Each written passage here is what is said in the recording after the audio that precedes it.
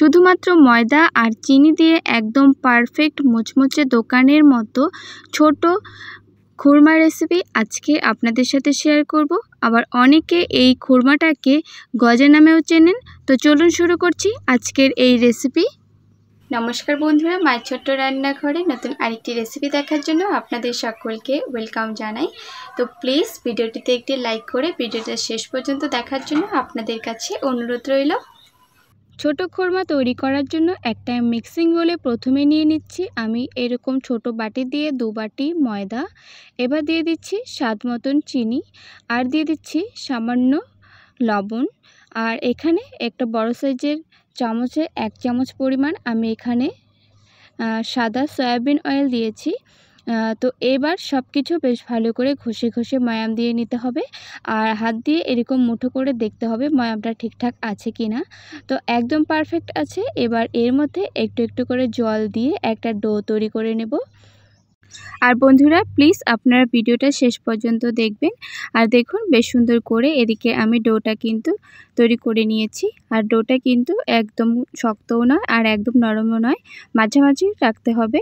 তো দেখুন বেশ সুন্দর করে ডোটা তৈরি করা হয়ে গেছে। এবার একটা চাকিতে আমি কিছুটা পরিমাণ ময়দা ছড়িয়ে নিলাম। এবার এই লেচিটা একটু মোটা করেই বেলে নিতে হবে, তো একদম পাতলা করা যাবে না। তো একটু মোটা করেই দেখুন আমি বেশ সুন্দর করে কিন্তু বেলে নিয়েছি। এবার এরকম একটা ছুরি দিয়ে আমি সাইডের অংশগুলোকে কেটে নিচ্ছি।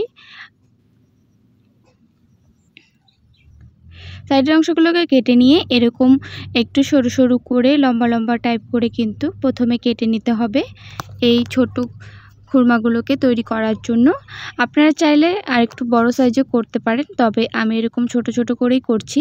আমরা মেলাতে এরকম খুরমা দোকানে কিনে খাই, বিশেষ করে মেলাতে গেলে কিন্তু এই খুরমাগুলো বেশি পাওয়া যায়।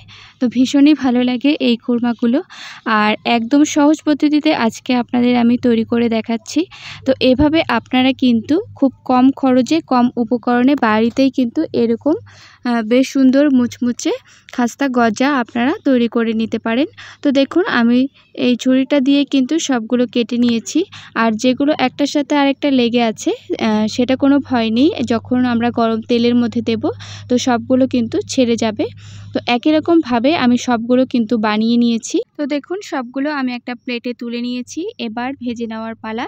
তো এই খুরমাগুলোকে ভেজে নেওয়ার জন্য এখানে আমি কিছুটা সাদা তেল দিয়ে দিয়েছি কড়াইতে। আর এবার তেলটা গরম হয়েছে কিনা সেটা চেক করার জন্য একটা ছোট টুকরো দিয়ে দেখলাম। তো তেলটা কিন্তু গরম হয়েছে। তো এবার আমি একটু একটু করে এর মধ্যে দিয়ে ভেজে নেব, একবারে বেশি দেব না। আর এগুলো ভাজার পর কিন্তু অনেকটাই ফুলে উঠবে। আর দেখুন একটার সাথে আরেকটা যে লেগেছিল ভাজার পর কিন্তু সবগুলোই আস্তে আস্তে কিন্তু ছেড়ে যাচ্ছে। তো এই খুরমাগুলো আমার ভাজা হয়ে গেছে। আর আমি সবগুলো খুরমা এরকম গোল্ডেন ব্রাউন করে কিন্তু ভেজে নেব। তো আমার কিছুটা ভাজা হয়ে গেছে, এবার আমি আরও কিছুটা দিয়ে দিচ্ছি। দেখুন এগুলো কিন্তু একটা আরেকটার সাথে জড়ো জড়ো হয়ে আছে আর ভাজার পর বেশ সুন্দর কিন্তু ছেড়ে যায়। তো দেখুন এগুলোও কিন্তু বেশ সুন্দর আমার ভাজা হয়ে গেছে, গোল্ডেন ব্রাউন করে আমি এরকমভাবে সবগুলোকে ভেজে নেব। তো ভাজা হয়ে গেছে। এদিকে আমি এবার শিরাটা তৈরি করব। শিরা তৈরি করার জন্য এই বাটি দিয়ে 1 বাটি আমি চিনি দিয়েছি আর হাফ বাটি পরিমাণ জল দিয়েছি। যতটা আপনারা চিনি দেবেন তার হাফ বাটি কিন্তু জল দেবেন। তো বেশ কিছুক্ষণ জাল করে নেওয়ার পর দেখুন শিরাটা কিন্তু ঘন হয়ে এসছে। তো আপনারা কি করে বুঝবেন যে শিরাটা হয়ে গেছে? যখন দেখবেন যে শিরাটার কড়াইয়ের সাইডগুলো এরকম সাদা সাদা হয়ে গেছে, তখন কিন্তু বুঝে নেবেন যে শিরাটা কিন্তু হয়ে গেছে।